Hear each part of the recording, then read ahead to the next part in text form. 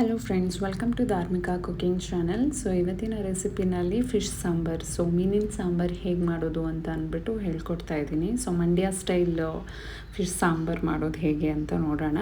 ಅದಕ್ಕೂ ಮುಂಚೆ ಯಾರೆಲ್ಲ ನಾನು ವೀಡಿಯೋಸ್ ನೋಡ್ತಾ ಇದ್ದೀರೋ ಲೈಕ್ ಮಾಡಿ, ಸಬ್ಸ್ಕ್ರೈಬ್ ಮಾಡಿ. ಪೂರ್ತಿಯಾಗಿ ಸ್ಕಿಪ್ ಮಾಡ್ತೀನಿ ವಿಡಿಯೋನ ನೋಡಿ ಅಂತ ಹೇಳಿ ಸ್ಟಾರ್ಟ್ ಮಾಡ್ತಾ ಇದ್ದೀನಿ.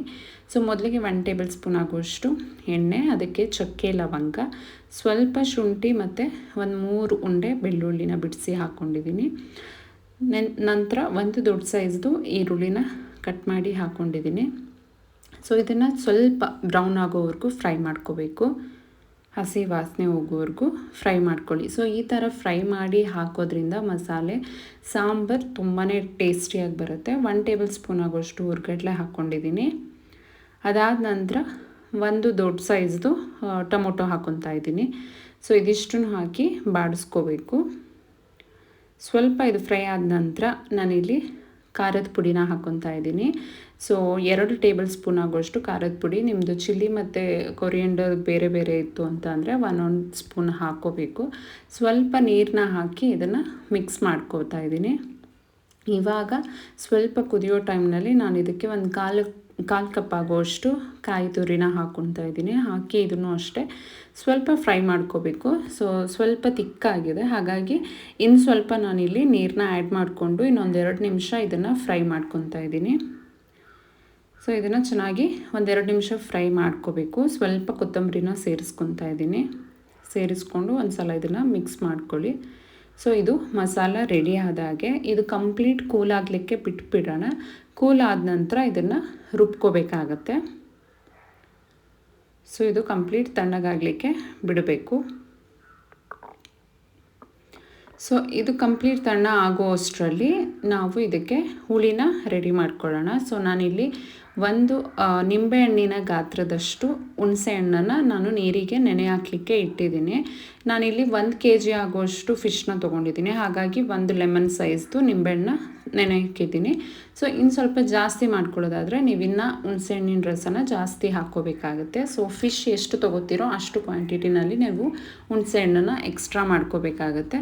ಸೊ ಇಲ್ಲಿ ಖಾರ ತಣ್ಣಗಾದ ನಂತರ ನಾನು ಇಲ್ಲಿ ಮಿಕ್ಸರ್ ಜಾರ್ಗೆ ಹಾಕಿ ಸ್ವಲ್ಪ ನೀರನ್ನ ಆ್ಯಡ್ ಮಾಡಿಕೊಂಡು ಸಣ್ಣದಾಗಿ ರುಬ್ಕೋಬೇಕು. ಸಾಂಬಾರಿಗೆಲ್ಲ ಹೇಗೆ ರುಬ್ತಿರೋ ಸಣ್ಣದಾಗಿ ಹಾಗೆ ರುಬ್ಬಿಟ್ಕೋಬೇಕು. ಸೊ ಮಸಾಲ ಖಾರ ರೆಡಿ ಆಯಿತು. ಇವಾಗ ಒಂದು ಪಾತ್ರೆಗೆ ಸ್ವಲ್ಪ ಅಗಲ ಇರೋ ಪಾತ್ರೆನಲ್ಲೇ ಮಾಡ್ಕೋಬೇಕು ಫಿಶ್ ನೀಟಾಗಿ ಬೇಯಲಿಕ್ಕೆ. ಸೊ ಹಾಗಾಗಿ ಇಲ್ಲಿ ಒಂದು 5 ಟೇಬಲ್ ಸ್ಪೂನ್ ಆಗೋಷ್ಟು ಎಣ್ಣೆನ ಹಾಕ್ಕೊಂಡಿದ್ದೀನಿ. ಸೊ ಎಣ್ಣೆ ಬಿಸಿ ಆದ ನಂತರ ನಾವು ರುಬ್ಬಿಟ್ಕೊಂಡಿರುವಂಥ ಖಾರ ಏನಿದೆ ಅದನ್ನು ಇದಕ್ಕೆ ಆ್ಯಡ್ ಮಾಡ್ಕೊತಾ ಇದ್ದೀನಿ. ಸೊ ಆ್ಯಡ್ ಮಾಡಿಕೊಂಡು ಸ್ವಲ್ಪ ನೀರನ್ನು ಸೇರಿಸ್ತಾ ಇದ್ದೀನಿ ಇದಕ್ಕೆ. ಸೊ ಸ್ವಲ್ಪ ನೀರನ್ನ ಆ್ಯಡ್ ಮಾಡಿಕೊಂಡು ಇದನ್ನು ಮಿಕ್ಸ್ ಮಾಡ್ಕೋಬೇಕು. ನಿಮ್ಗೆ ಸಾಂಬಾರು ಕನ್ಸಿಸ್ಟೆನ್ಸಿ ಎಷ್ಟು ಬೇಕೋ ಅಷ್ಟು ನೋಡಿಕೊಂಡು ಹಾಕ್ಕೊಳ್ಳಿ. ಸೊ ಮೊದಲನೇದಾಗಿ ಸ್ವಲ್ಪನೇ ಹಾಕ್ಕೊಂಡಿರಿ. ಆನಂತರ ಹುಣಸೆಹಣ್ಣು ಏನು ನಾವು ನೆನೆ ಹಾಕಿದ್ವೋ ಅದನ್ನು ನೀಟಾಗಿ ಹುಣಸೆಹಣ್ಣೆಲ್ಲ ಸಪ್ರೇಟ್ ಮಾಡಿ ಅದರ ರಸನ ಇಲ್ಲಿ ಹಾಕ್ಕೊತಾ ಇದ್ದೀನಿ. ಸೊ ಹಾಕ್ಕೊಂಡು ಡೈರೆಕ್ಟ್ ಮಿಕ್ಸ್ ಮಾಡ್ಕೋಬೇಕು. ಸೊ ಫಸ್ಟು ಹುಣಸೆಹಣ್ಣು ಕುದಿಸ್ಬಿಟ್ಟು ಆಮೇಲೆ ಖಾರನೂ ಹಾಕ್ಕೋಬೋದು, ತೊಂದರೆ ಇಲ್ಲ ಒಟ್ಟಿಗೆ ಈ ಥರನೂ ಮಾಡ್ಕೋಬೋದು, ತೊಂದರೆ ಇಲ್ಲ, ಚೆನ್ನಾಗಿರುತ್ತೆ. ಸೊ ಸಾಂಬಾರು ಕನ್ಸಿಸ್ಟೆನ್ಸಿ ಎಷ್ಟು ಬೇಕೋ ಅಷ್ಟು ನೋಡಿಕೊಂಡು ನೀರನ್ನ ಹಾಕ್ಕೋಬೇಕು ಇವಾಗಲೇ. ಸೊ ಫಿಶ್ ಹಾಕಿದ ಮೇಲೆ ನಮಗೆ ನೀರನ್ನ ಮತ್ತೆ ಆ್ಯಡ್ ಮಾಡಲಿಕ್ಕೆ ಕಷ್ಟ ಆಗುತ್ತೆ. ಸೊ ಹಾಗಾಗಿ ಈಗಲೇ ನಿಮಗೆ ಸಾಂಬಾರು ಕನ್ಸಿಸ್ಟೆನ್ಸಿ ಎಷ್ಟು ಬೇಕೋ ಅಷ್ಟು ನೀರನ್ನ ಹಾಕ್ಕೊಂಡು ಉಪ್ಪನ್ನು ಹಾಕಿ ಇದನ್ನು ಚೆನ್ನಾಗಿ ಕುದಿಲಿಕ್ಕೆ ಬಿಡಬೇಕಾಗುತ್ತೆ. ನೋಡಿ ಚೆನ್ನಾಗಿ ಇವಾಗ ಕುದೀತಾ ಇದೆ. ಸೊ ಉಪ್ಪು, ಖಾರ ಮತ್ತು ಹುಳಿ ಎಲ್ಲ ಕರೆಕ್ಟಾಗಿದೆಯಾ ಅಂತ ಈ ಟೈಮ್ನಲ್ಲೇ ನೋಡ್ಕೋಬೇಕು. ಇದನ್ನು ಒಂದು 10-15 ನಿಮಿಷ ಕುಕ್ ಮಾಡಿಕೊಂಡು ಹಸಿ ಖಾರ ಎದ್ದು ವಾಸನೆ ಎಲ್ಲ ಹೋಗಬೇಕು. ಸೊ ಅಲ್ಲಿವರೆಗೂ ಕುಕ್ ಮಾಡ್ಕೋಬೇಕಾಗುತ್ತೆ. ಈಗ ಒಂದು 15 ನಿಮಿಷ ಆದ ನಂತರ ಫುಲ್ಲು ಸ್ಟವ್ನ ಲೋ ಫ್ಲೇಮಿಗೆ ಮಾಡಿಕೊಂಡು ಕಡಿಮೆ ಉರಿ ಮಾಡಿಕೊಂಡು ಒಂದೊಂದೇ ಫಿಶ್ ಪೀಸಸ್ನ ಹಾಕ್ಕೋಬೇಕಾಗತ್ತೆ. ಸೊ ಫಿಶ್ ಹಾಕಿದ ನಂತರ ಮಿಕ್ಸ್ ಮಾಡೋಕ್ಕೆಲ್ಲ ಹೋಗಬೇಡಿ. ಸೌಟು ಅಥವಾ ಕೈ ಹಾಕಿ ಎಲ್ಲ ನೀವು ಮಿಕ್ಸ್ ಮಾಡೋಕ್ಕೆ ಹೋಗಬೇಡಿ. ಜಸ್ಟ್ ಈ ಥರ ಡಿಪ್ ಮಾಡಿ ಅದನ್ನು ಒಂದು ಪ್ಲೇಟ್ ಕ್ಲೋಸ್ ಮಾಡಿ ಒಂದು 5 ಮಿನಿಟ್ಸ್ವರೆಗೂ ಲೋ ಫ್ಲೇಮ್ನಲ್ಲೇ ನಾವು ಕುಕ್ ಮಾಡ್ಕೊಳ್ತಾ ಹೋಗಬೇಕು. ನೋಡಿ ಸ್ವಲ್ಪ ಕುದೀತಾ ಇದೆ.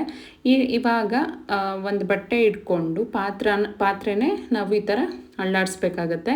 ಸೊ ಈ ಥರ ಅಳ್ಳಾಡಿಸೋದ್ರಿಂದ ಫಿಶ್ ನೀಟಾಗಿ ಮಿಕ್ಸ್ ಆಗುತ್ತೆ. ಸೊ ನಾವು ಸೌಟ್ ಹಾಕಿ ಅಳ್ಳಾಡ್ಸೋಕೆ ಹೋದರೆ ಫಿಶ್ ಕಟ್ಟಾಗೋ ಚಾನ್ಸಸ್ ಇರುತ್ತೆ, ಪೀಸ್ ವೈಸ್ ಇರಲ್ಲ. ಸೊ ಹಾಗಾಗಿ ಒಂದು 5 ನಿಮಿಷ ಆದಮೇಲೆ ನೋಡಿ ಚೆನ್ನಾಗಿ ಕುದೀತಾ ಇದೆ.